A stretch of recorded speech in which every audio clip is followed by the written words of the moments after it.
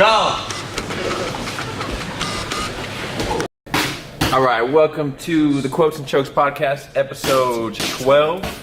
I'm Nick Angeloni. And I'm Winkeljohn.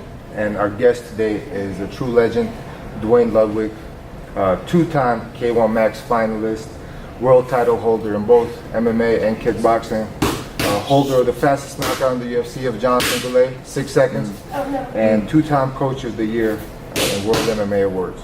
It's a pleasure to have you, Duane. Thank you, sir. Thanks for having me, guys. How you doing? What's new? Fucking awesome. Yeah, What's nice. new? What's new? My day changes by the minute, so what's new? Yeah. Something new I'll just let you know in 30 seconds. Yeah, for sure. Are you still check my phone? Are you still flying out to Cali? No, that was just helping TJ train for the camp, right? When he's in camp, I'll spend half the week out there Monday, Tuesday, Wednesday. It's a lot of flying. Yeah, every week. Yeah. 2 flights a week, right? Yeah. Nice. He looked phenomenal his last fight. He's a very fascinating individual, right? I think he would be a champion without me. I think he got there a bit quicker and a bit sharper with me, but definitely doesn't need me. But what he's able to do, and we still haven't reached his full potential. I don't think anyone ever reaches their full potential. You come close, sure, but you might never reach it, right? Yeah, I studied TJ as if he's Neo in the Matrix. Because he does things that other people just are not doing, and he does it very consistently. When Anderson Silva started his career in the UFC, like, he would just be a little fluid, and like he would dictate the rhythm and lead the dance almost instantly. Lead the dance we were just talking about. Yeah. And TJ gets to that flow state quicker and is holding it for longer periods of time now, more so than ever has. And that's another area of development that we are working on. There's 2 areas. That's one area, and then one other area that I would like to explore with him, other than the other areas that we're already extracting information from. But he's got 2 other areas that he can really gain in, and that's one of them. And then when he reaches that full flow state off his command, as he's pretty much unstoppable now, he'll really be unstoppable. You're absolutely right. There's not a moment that goes by where it's like you see a lapse in his judgment. He's in there the whole time. You should be, right? So I asked my students, and I reiterated that today after class, is we're in here for 60 minutes. I'd like to have 60 minutes of complete focus. That's one of the definitions of us, right? Is to push and to endure, OSU. And it's not just a cool thing to say and to bound the mats and do, but like, I'm dead serious with that shit. You know, like when you're in here for 60 minutes, if you want to compete, motherfucker, then give me 60 minutes. 60 don't give me no bullshit. Cool. That's when you're holding the pads and when you're hitting the pads the whole fucking time, right? And he's a true statement to that test. And even our classes are an hour long, but when I train TJ, our sessions, our individual sessions, are an hour and a half to 2 hours. So he, like that term savage and animal, like that motherfucker is embodies it. He's the epitome of it for sure. I've never met a more extreme winner than TJ. I haven't either. You know, I've gotten in trouble saying that before. You know, I got to be mindful of what I'm saying about people, and I'll say this: when I train, when I used to train, I used to like, go through 2-3 training partners in a session. Like you can ask people from the past. Like I know, I was gonna bring that up. I used to go. You're notorious for that. But how I was no pussy when I trained, but compared to how TJ trains, I train like a pussy, like a motherfucker. There's a lot more information and technology out here now to, I think, become better. And TJ is that. Like he's using everything. Man, I need more broader vocabulary just to describe how awesome he is. One thing I was talk about with a lot of people hit me up on Instagram and stuff like that and say like, hey, this is where I live and where should I train and this and that. And the one thing I always say is like, you can have coaches that may say this or may act like this or whatever, but the proof is always in the pudding, right? You know, like if a coach seems a certain way but they're not producing anybody that are having the results you want, you know, are they real? Like, are they really what they say they are? So with you, I mean, the proof is in the pudding, right? And you know, when you were running a fight gym, I don't remember exactly what your win rate was, but it was super high, right? It's funny says I don't know what our win rate was. I didn't even care. I didn't focus on that. I focused on where TJ should start his foot. I focused on where Chad should have his right hand on the left hook, right? And that's mind your business, right? But sorry, not to interrupt you, but well, actually, I have a feeling that's probably going to be the answer to the question I was going to get to, which is kind of seeing those results. What do you feel is the biggest difference? Is it that what makes it special? You know, attention to detail. Okay. Being committed, right? Like truly embodying like us, pushing to endure and to get here. on time, take care of your partner, and improve, right? Get better, get tired. All those little, this the 4 simple rules that I ask my guys to follow. Show up on time, get better, get tired, take care of your partner. And you follow those 4 rules, you have no choice but to get better, because with our rules, our system, I guess I should say. Can you repeat that? Show up on time. So I ask my guys to follow 4 simple rules. Show up on time, get better, get tired, take care of your partner. Take care of your partner. Like, all those 4 things, they require accountability, you know? And you guys are the ones that are in the cage and in the ring fighting. It's not me. I'm helping you perform in there, right? But you have to know that it's on you. And then make sure you have that in your brain when we start working together. It's on you to show up on time. It's on you to get better, to get tired, and take care of your partner. Those 4 rules, yeah, embody everything that you need, for sure. What? Let's kind of go back to the beginning. What got you into martial arts, and then how, when, why led to the transition into coaching full time? Well, I think every male child is fascinated by violence and martial arts and ninjas and G.I. Joes and Rocky movies and Bruce Lee and Van Damme and stuff, right? Van Damme. That, shout out Van Damme. Growing up, shout out, man, fucking slap Van Damme. Lying to me all those years, you motherfucker. Shit ass kids, right? I will sidekick him through some drywall. No, but in all honesty though, like as a child, when you see those videos and you see those movies, you really don't know any better, and like you believe in that shit, right? It's like that actually gave me a lot of motivation to stay on the path. Yeah, right. And like to push the limits, and like that was my first, I guess, like experience with like the ties and stuff, right? Was his actual. I have to ask you, kickboxer or blood sport? Kickboxer or blood sport? I Which love one? both of them. But if you have to pick one.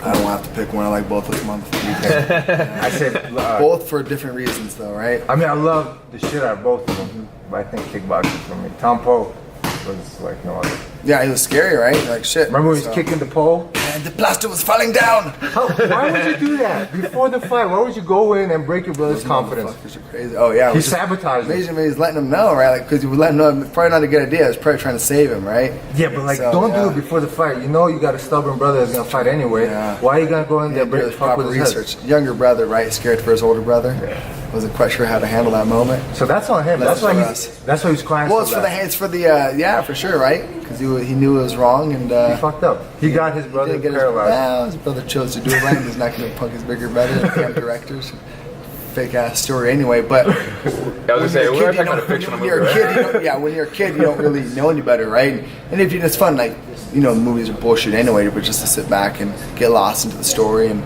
go along for the ride and the journey, and those rides and those journeys of those movies kind of led me to be here slightly.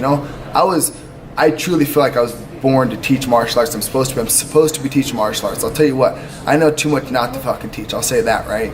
And this is what the fuck I do. Like, I've dedicated my life to understanding and dissecting the layers of martial arts and taking the chaos of a fight and to simplify it so people can understand it, right? And then to get better at those patterns. Before I came in here, first I was thinking Master Splinter, and then I saw the front desk. Master Splinter. I didn't know anything about it. If there's a level of master, I don't think anyone ever masters anything, right? But if there's another fucking master, I'm right there alongside him. I know that shit, right? Yeah. You give off that vibe. I see guys calling you sensei, and they really mean it with their whole heart. For real. And sensei, all that means is in Japanese for teacher, right? Teacher. From those who've come before you, history teacher of the past, right? So teaching the positive lessons forward. But it's a big thing to be a teacher.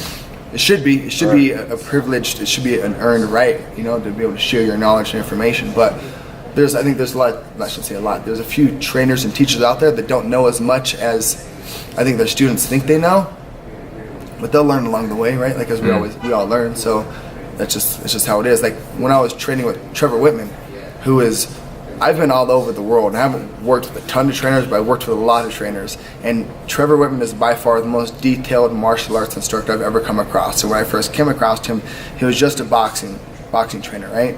But he was able to take his keen eye for detail, and I would tell him, this is where my hands should be, this is how I should kick, and he would remind me as we went through it, right? So he grew as a martial art, as a kickboxing instructor, from just a boxing instructor with me, right? So I helped mold him as he helped mold me. It was a win-win situation, as everything should be, right? So you kind of explained to him like the kickboxing techniques, but he just applied his eye for detail and pre-existing talents to those techniques. Shout out to Trevor Whitman. By the way, his gloves, Like that, the level of detail he puts into training. Right. His gloves are by far the best gloves. You don't need hand Anything reps or that nothing. he does is the best. It really is. Yeah. It really is. You know, so I've learned a lot of good lessons from a lot of different people, you know. And again, Trevor Whitman is very detailed. He was very dedicated to me. You know, we've traveled the world together, we've grown together. And then like another guy that I don't ever mention, but it's Mike Winkeljohn. He's kind of under the fire right now because of Cowboys and comments on him. And I'll say this about Winkeljohn: that motherfucker gets his guys in shape. Like they're ready to go. He's no pussy. Like when I went and trained with him for I think about 6 months, I was in shape. Like he gets his guys ready, you know. So I feel I had mentally and physically. Mentally, I would say mentally, yes, as well. Mentally and physically, he breathes out the toughness of the guys and gets them in physical shape, and physical shape leads to mental toughness and vice versa. That's what he makes him special. Yeah, the push from him. So he's got great push. I had good technical details from Trevor. I felt I was already technical when I met Trevor. And then learning how to think and how to go after training, a lot of that came from Sensei Boss Rutan. So how to categorize and organize martial arts, the initial thought came from him. So those are the 3 trainers that I felt had a good... Can you kind of explain that? So Trevor Whitman? No, what you were saying about how to think. How to think. How to think and organize and set things up, and the psychology of the opponent. You know, I learned a lot of that from Boss. I learned actually a whole lot from Boss. I cross-passed with him when I think I was 18. And I've been with him ever since. You know, he's the guy who's made the most impact on me as a martial arts instructor and a martial artist and a man. Was Boss. Boss is the man. Hey, like about he's been there and he's done that, right? When he said to do something, it came from fucking years of experience, and it wasn't just like I've done this and you better do it. He gave me the information he truly felt in his heart was correct at that moment, right? Like my logo is the crane kick, right? That thing. So. And it's a play off the Karate Kid, but what it's a tribute to Boss as well, though, because I'm backstage. I'm going to fight Shad Smith, and the promoter told me that he asked to fight me, so I took that shit personally. So backstage, like I'm a little like I'm gonna go fuck this guy up. I'm like, but now I'm nervous. Like I got to go fight shit, right? And I don't know how old I was at the time, 19 or 20. I don't fucking even know, but you know, I fly out to California by myself, and then I go meet Boss, and we drive down there and do that, and I'm nervous backstage, and Boss can see that I'm nervous, so in his eyes, he's like, I want to make Duane laugh. So he's like, hey, if you want to throw the guy off, why you do the Karate Kid, huh? And I'm like, ha ha ha, like I don't want to be there, but I'm thinking, like, damn, Boss, like I'm about to go fight, like why isn't it not time to make jokes? Like give me some real advice. But that was real advice because it got me to relax and not be so tense about the fight, right? So fast forward to the fight now, I'm kicking the guy's ass. And I get my wings. Like that's a Dutch term from Boss, just to get your wings when like you know you're above your opponent and you can just punk him and do what you want. Okay. And I reached that moment. So I reached that moment. I remember Boss telling me, "Oh, do the Karate Kid." So it just came to me to do the Karate Kid, right? So that's when I first did it, and it was just to be silly to Boss and pay tribute homage to him. I'm sorry. Did it connect? I did. I just did that, right, and then put my foot down, and the ref said, "Yeah, don't be doing that, right?" And I was like, why not? I can ass, but I can't do this. So I just did that to be silly to Boss, and then that's the first time I think it's ever been done in a real fight, and came popular from that, and then I did it in the UFC, and they made it my logo. So, but to jump back, it was the correct piece of advice that he knew because he's been in that position, so he knew how to give it to me to have me relax, you know. So that just comes from experience, you know, which I feel some other trainers don't have or might not understand the psychological effect and get me to relax, you know. So I don't think that's something that Trevor would have told me or something that Winkeljohn would have told me at that moment, right? But that's why I've always listened to Boss. Hey, about 10 years ago, I was watching Inside MMA, and I remember, for some reason, I didn't know much about it. The first time I I've heard your name before, but really got my attention was Boss was on the show, on the Inside MMA show, and he was like, by far the most talented person I've ever trained was Duane Ludwig. I was like, who's this Duane Ludwig? Like, that, if Boss is saying that, you know, he's got to be legit. And you fought the best of the best throughout your career. I never turned people down. Like, they asked me to fight somebody, I fought. You fought Ramon Dekkers, 2 decisions.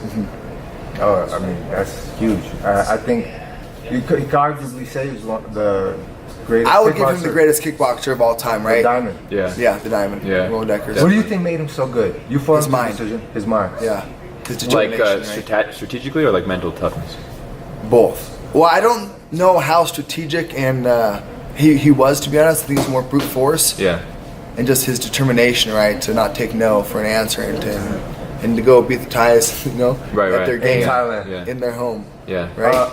So that's huge. Do you think, because there's kind of, there are some guys in MMA now where they're maybe too tough for their own good. Like, whereas like there are a lot of guys who are tough, but if you lack, and see, you could be tough too because you said this.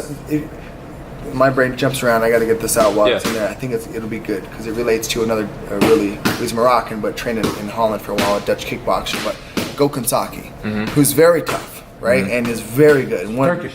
He's Turkish. Okay, he's Turkish, but he's not from. So he's Turkish, but he lives in Holland, trains in Holland, and he's trained with Ramon Deckers and stuff, and this correlates with him as far as being mentally tough, like Ramon. But he did a fight in his last fight in the UFC, went southpaw, which he typically isn't southpaw, and threw a leg kick right in front of the guy. Roundtree was the guy's name, and didn't set it up. Looked low, swam his hands. So what I'm getting to is he's super mentally and physically tough, but decided to neglect the laws of nature and the basics, right? Like if I'm fighting you and I don't set it up and I telegraph the kick and I look low and do it right in front of you and you land a punch, that's not gonna be good, right? And he decided not to set it up. Yeah, and neglected the fundamentals. So no matter how mentally tough and spiritually tough and how good you are and where you've come from, if you neglect the basics are still there. There's still set laws in nature. If I'm in front of another grown man, like fighter that knows how to punch, and I neglect the basics, doesn't matter how tough I am, I can still get knocked out, right? So you still have to follow the basics, right? And that's one thing our system is based off of, is setting things up. If I throw a low kick, I'm going to be outside of you, or I'm just going to set it up, right? So have some level of commitments where you're either committed to an attack or defense before I land that kick. That's why I have higher odds of landing that, right? So sorry to interrupt, that shit jumped in. No, I mean, that pretty much answers my question. Yeah, it's just, you need all these points, right? Yeah, you need all these pieces. Yeah, and then this relates back to TJ, man. The motherfucker is by far the most mentally and physically tough guy, but still chooses to listen and pay attention to the basics because he knows that if I'm still in front of somebody and I throw a leg kick and I swim and I look at your leg and I don't pay attention to your hands and you punch me, that's not going to be good. So he still has the respect of that. It's like there's gravity, right? Like that's just a natural fucking law. I consider martial arts as natural laws. If I kick you right in front of you without setting up, you can punch me. I'm not going to let that happen. You're right? trying to defy gravity. Yeah, for sure. Like I'm still going to respect the basic laws of martial arts. Is that a mental toughness like TJ has and Ramon has and that you had? Or I don't know. I didn't have to their level, I don't think. But yeah. Well, so do you feel like that comes from something that you implement in your training, or is that something else that you? I'm curious on that. I think about that a lot. I think about how we understand it, how we get information. But as far as toughness, I don't know if you are born with a certain level of toughness and then you face adversity and then you become aware of how tough you can become or how tough you are. I think that might be it. Because I don't know if you become more courageous, right? Or if you get braver, or if you just become more aware of how brave you are, right? I don't know. I don't know. Yeah, that makes sense. Like right? Yeah. Chicken or that's when people ask me, like, oh, I think I can fight. Like, motherfucker, you're into the sparring class. Like, let me see how you react when you get punched. You look good doing pads and sparring and like all that, when there's no contact and no force against you. When you face some adversity, how do you respond? Like, that's the true test, right? And that's like the thing based off of our system is with ranking. It has nothing to do with how awesome a fighter you may or may not be. It's based off how long you've been in the system, and then understand the material based off, demonstrating it and then holding it, right? So that shows that you understand what's going on. It has nothing to do with your real time of an actual fight. Yeah, because I just want to teach and share the system. The way you get ranked in fighting is your titles and belts. Like that's your ranking in fighting. Ranking here is understand the information. Yeah. It doesn't correlate with what you do outside of it. Do you think though, like, I feel that someone could not necessarily be tough to begin with, but as long as they have the courage to go try again, the toughness can grow from there, right? Well, I don't know. It goes back to I don't know if they can get tougher or if they just become aware of how tough they are.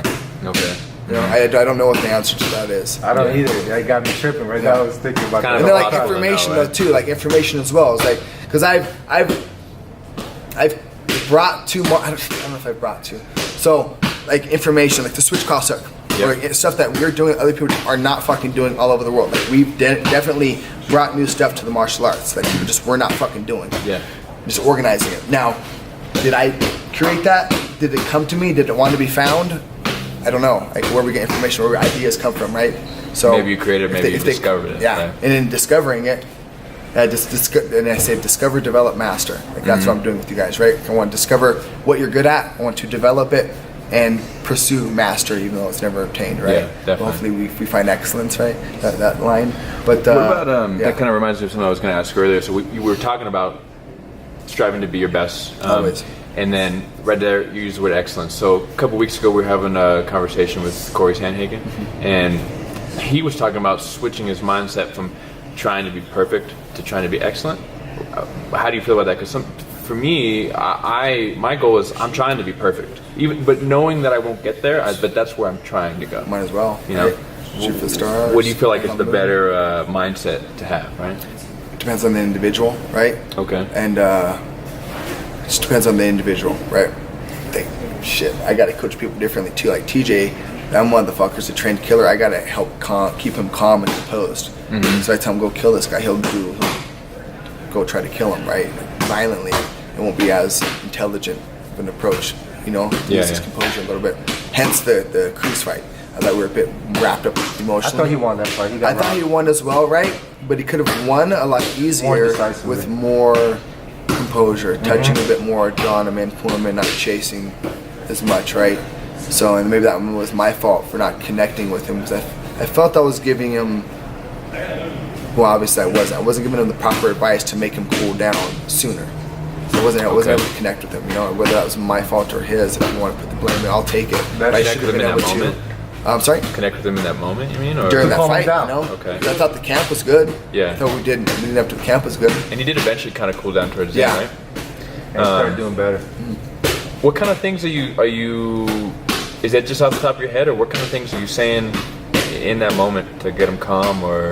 Well, it's stuff that we've already practiced a lot as well, and just research. And when you fight at that level, there's already a ton of information that you can gather from the opponent from the previous fights, right? But when it's at a lower level, you can't do it. So we had a lot of information to make judgments off of for that fight, and you know, and it's not just making adjustments in the fucking fight. Like we haven't practiced it before. It's stuff we practiced all the way up to that point. Now it's time to execute it, and we just weren't executing the stuff that I thought we should have been doing as much, right? But again, I was calling for more head kicks and more things for him to touch his way in and get him out of position.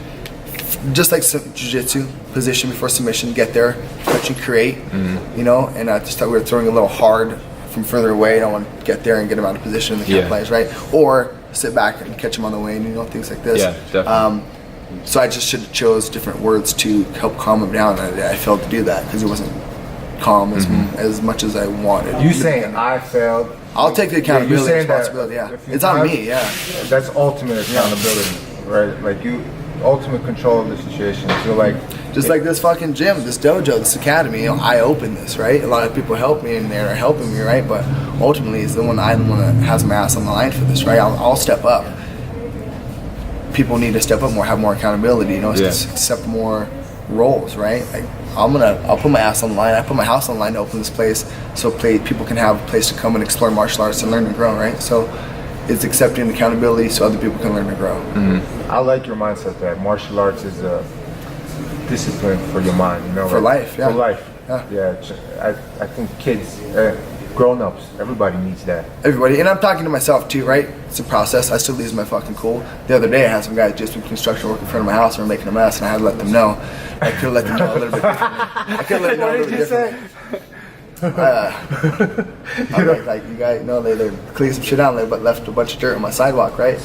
And I was like, you guys got to clean that up. It's like, oh, we cleaned it up on Friday. I was like, no, you didn't, motherfucker. So it just comes out right away, right? Like, motherfucker. I'm like, yeah, motherfucker. Like, it's my motherfucking house, right? And then it just, you know, it goes. Like, fuck. Yeah, you're notorious for that. Like I didn't know. Because I'm cool with people, right? Till they act fucking stupid. Like, you didn't clean the fucking salad. It's so dirty, motherfucker. Look right there. I think you just keep it real.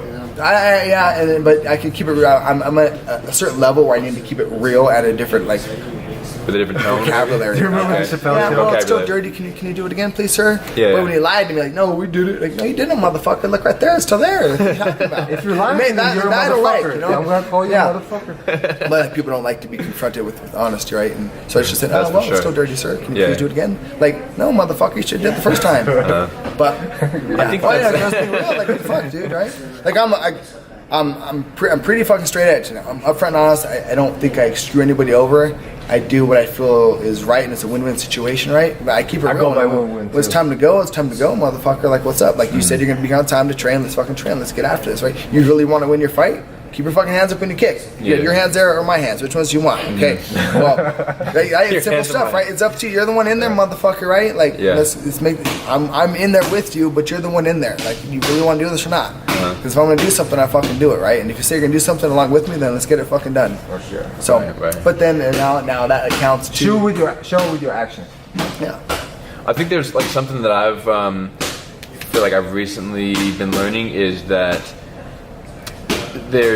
you could say something that like there's the way that you feel about this and you want to call this person a motherfucker, you know, but would you rather like express those feelings or would you rather kind of get the outcome that you need? Yeah, out of that ultimately what's more situation? important, right? Expressing your feelings, you're getting the outcome. Right, Exactly, yeah. So for sure, yeah. Keep it cool. See ya, have a good day, good weekend. So, you know, a lot of the training that we do in here and a lot of the training that you're known for in system is kind of the drilling and also like the tech Routine sparring, patterns, drilling yeah. sparring, and things Getting like better, that. improving. But I've, you know, we've all heard legend around Denver and around the area about like kind of the hard sparring that you used to do and stuff. Yeah, people didn't know any better at the time, right? Sorry, go ahead. No, I was See, going to Reggie? say what led to the change, you know. Me And also, stepping do you back. still recommend some hard sparring? Yeah, 100%. At least once a week. You have to experience that, right? I have to be dead fucking tired and then know that you're trying to hit me full force. Yeah. And deal with that when I'm dead tired. That has to happen because that's going to happen in the fight and you got to deal with that shit, Yeah. right? So, one of the rules, right? You better get tired. Get tired, motherfucker. Yeah. What's up? And like when we have sparring, you know, I routinely say, we're not here to see who's better, we're here to get better. So keep that in mind, right? And the better I get, the better you get, and so on, you know? Yeah. And if I keep check cooking you on the cross, then I'm not, you know, I'm going to tell you, like, look, keep checking with that motherfucker, right? Yeah, Keep your hand up. Yeah. So that it won't be as easy for me to land that. Now I have to get more creative to land that, you know, things Right, like that. right, So it's a right. win-win. You're making a mistake, I'm capitalizing on it. I want to make it harder for me now because it's too easy. This is how I'm catching you, so change that shit up so I can Bringing get a better. partner up makes you better. It's a win-win. Yeah. And then now, this is one thing too. Going back to hard sparring. Let's say I'm a A-level guy and you're a B-level guy, and we spar and I spar you on my A-level, and you're sparring at your B-level, but that's your full potential right now, and I'm sparring my full potential. Then I start whipping your ass. You're probably not going to start sparring on the B-level. You're probably going to start jump down to C-level because you're getting your ass whipped. Just like, you know, you take a black belt, you pound them, you turn to a brown belt, blue belt, whatever, right? Same scenario. So if you're a high-level guy and you're going to someone who's not on your level yet, work on his level to help him out, help him grow a little bit. Because if you beat his ass, he's going to operate on a lower level. Now how much work are you getting? Yeah. Not much, you know? So hard sparring now, it should be done with people that you can do it with as well, though, right? It's someone who's fast and more technical, do hard sparring, but fast and technical. Yeah. Unless you want to corral him and beat his ass. Sometimes you gotta beat the motherfucker's ass though too, right? You gotta let him know. And it's not letting that motherfucker know, but the motherfucker you let know is you. Like you have to, you're trying to figure shit out, right? Yeah. So Yeah. let's figure it out. That's. I remember one time you telling me a story. I kind of forget the context, but you were saying that the corner was saying, I'm talking about your opponent's corner, talking about you saying, "Oh, he's tired."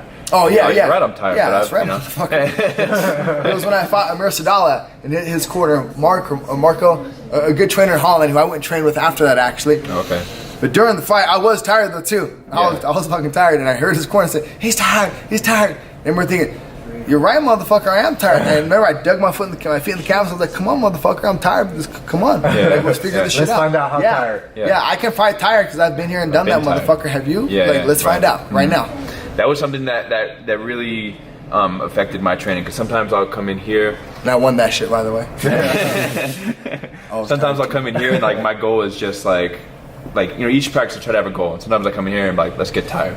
Like today's the day, let's just get as tired as I can be without sacrificing. Thank you. Good Technique, technique. Yeah. And I feel like that's big, and that kind of goes into developing or discovering that mental toughness. Yeah, you know? exactly. If you've been there before and you push through it, when you comes time when you need to push through it, you're like, okay, I know what this is like, and See, now that you know what it's like, you know, and that goes back to the teacher and sensei, history teacher. You know what it's like, so they can share it with your other fighters. Yeah. Like, I know you're tired, your arms are fucking heavy, but you still have to go. Yeah. You have to fucking do it. You live with space, deep breath, shadow box a little bit. Don't let him know you're tired. Get your breath right. And Yeah. then corral him so you're not chasing him. Grab that motherfucker, spin him down. Your arms are tired. Let's weigh on him a little bit. You know, let the take a little arms break rest. when you can. Yeah. Be smart about it, right? You're tired. Quit being a pussy. Quit throwing your arms. You're fucking tired. Yeah. Let me ask you this. So this is actually a question that I've. Good. This is actually a question that I mean to ask you for my own personal information, so we might as well just share it with everybody. You reach a point in camp where you're, towards the end, you're peaking, you're feeling great, and you still want to push that pace. And sometimes I'll get to a point where I feel like, all right, I'm in good enough shape now to where if I'm really pushing the pace to tire myself out, I'm kind of going at a pace that's bordering like frantic. Like I don't fight that way. You know what I mean? So would that be a point where like, okay, well, You get tired in other ways though, too, I've never right? been in that type of shape. Well, you and I are different. You You and I are get tired, different. as far as wanting to keep that pace to like get more tired and so on. And what are your actions to get more tired? Just faster punches. Yeah, I guess quicker just going punches? harder and having less busyness, longer combinations, hitting harder, hitting That's faster. fine. You know what I mean? Yeah, but you can get tired when you're shooting more singles, more doubles, and wrestling, and grappling, and other Okay. aspects as well, Working right? like a different energy system Yeah. and different things we're not used to. That makes sense. Cool. Yeah. Did you have one more? I have Yeah. a concluding question.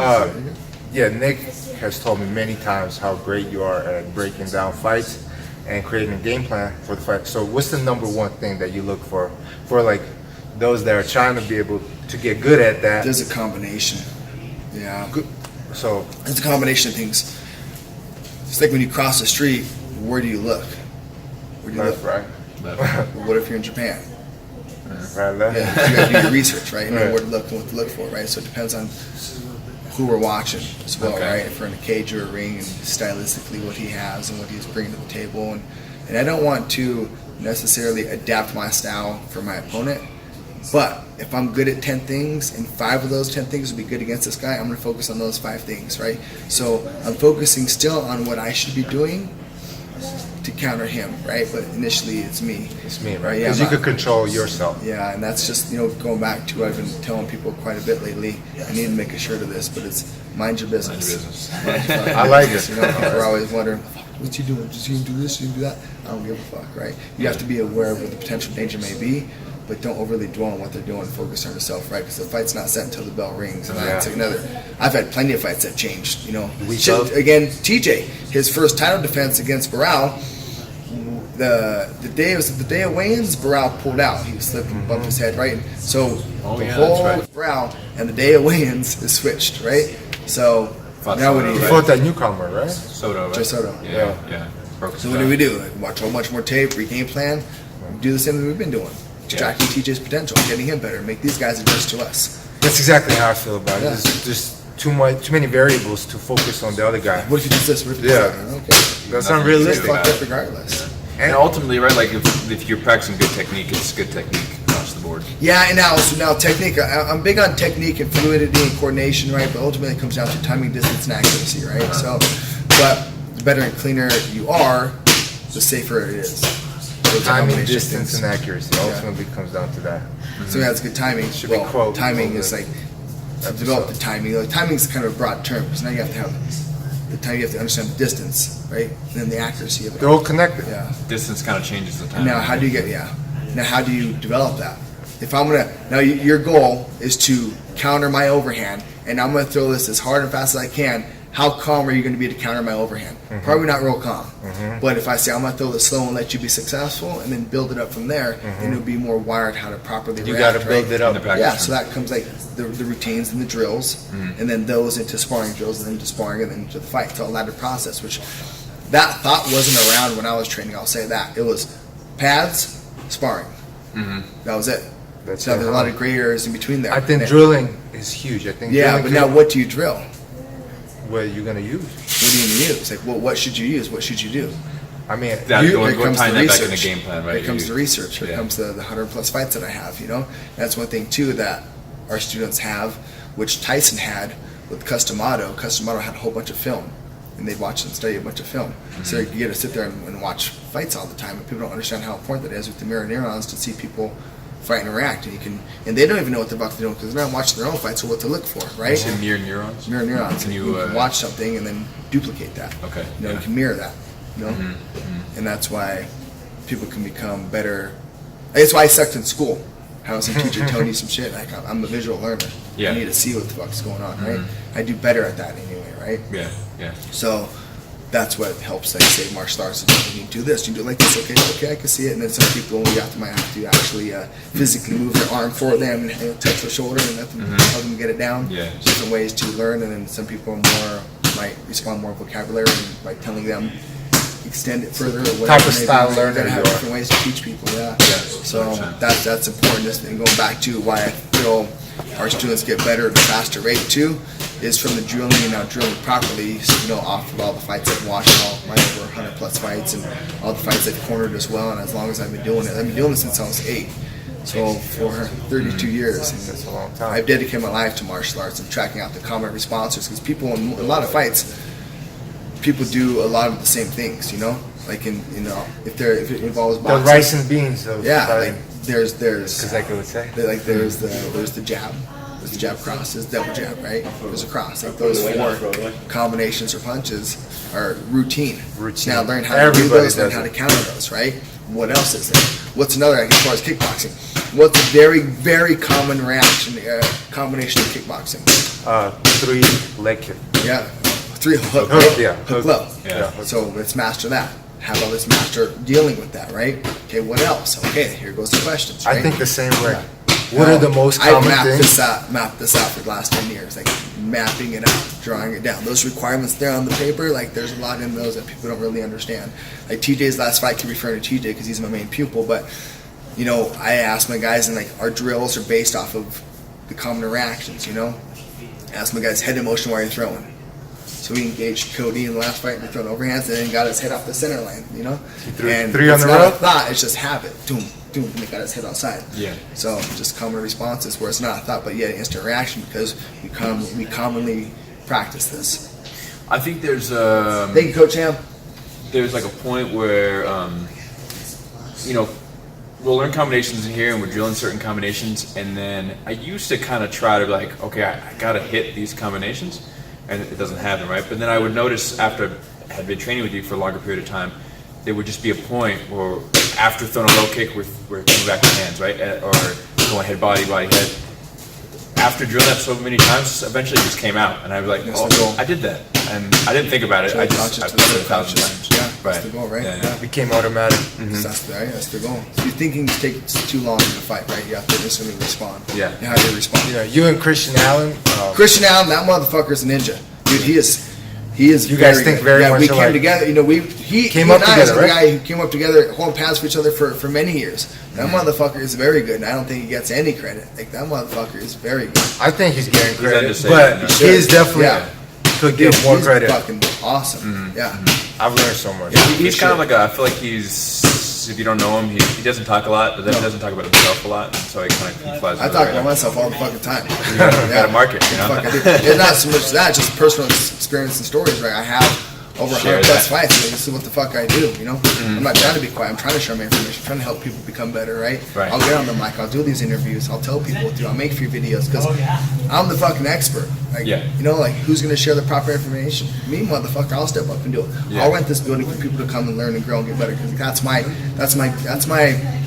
gift in life is teaching and sharing and breaking down martial arts, right? Breaking down, teaching and sharing, right? Now my purpose is to share it, give it away. So I heard a quote recently. I don't even remember where I heard it. I'm not scared of criticism or anything, right? I'll fucking let a motherfucker know. Like, I'm doing the best I can. Yeah. Some people say I'm the best. I'm doing my best. People need to do their fucking best. That's exactly what the fuck I'm That's all doing. you can do, right? That's my motto. Yeah. Be the best that you can be. Yeah. To an extent, we're still enjoying life, right? Yeah. I got a family now as well, so things slightly changed, but I do what the fuck I need to do. That's for sure. I heard a quote that kind of ties into what you were saying. When you were saying like you've got the experience, you've got to share it. Someone's got to fucking step up. Yeah, right. And it's like if like leadership is got to be done by men who have the experience, and because if they don't, somebody else is going to do it. I hope so. Right. But it's going to be done by people who don't have the experience. Yeah, but then And they'll get it's experience kinda- along the way as well, right? So like that's one of the things too, which related back to my story with Trevor Whitman, him being a really good boxing coach and really understand kickboxing until he he understood it more when we got together, right? And then he had the open mind too. No, you listen, you do this. And he was like, oh, okay. So he listened and grew. Right. So, and that's one thing too, like with Boss, like he listened and grew along with me, and I do that with TJ. Like, how you feeling? This combo feel good? This drill feel good? What would you change? You want to change something up? And it's a constant dialogue of back and forth, you know? Yeah. So that has to happen as well. It's not like you fuck. I know my shit. You listen to me. No. Like, I'm gonna listen to you and help extract your potential, right?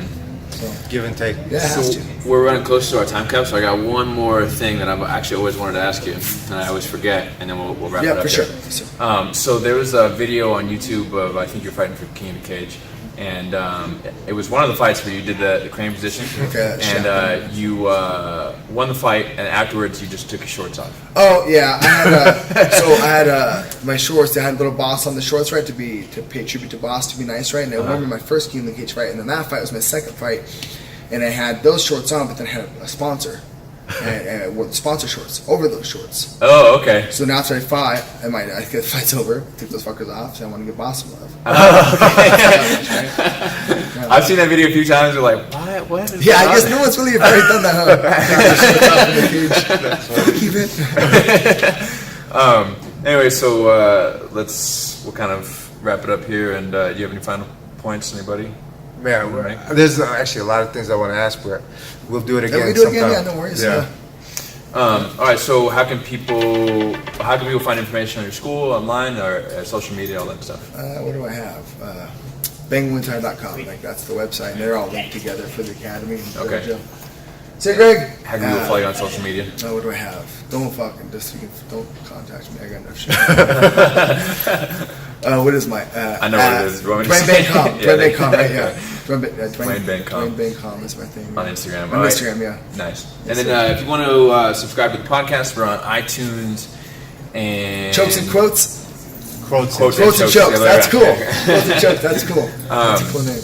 And then so we're on. What are we on for Android now? I always forget. Spotify. We're on Spotify and iTunes. And then now this will be our first episode on YouTube. So subscribe on YouTube, cool. and then iTunes or Spotify. You can follow the podcast on social media at Quotes and Chokes on Instagram and Facebook.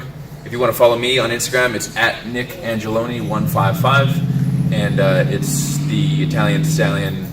I think it's just the Italian Stallion on Facebook. And you can follow me on prime_time9999 on Instagram. That's it. All right. Thanks, everybody. Can I say one more thing? Yes. You get to choose how you feel. Might as well feel like you're fucking awesome. Nice. Us. End it on a high. Go!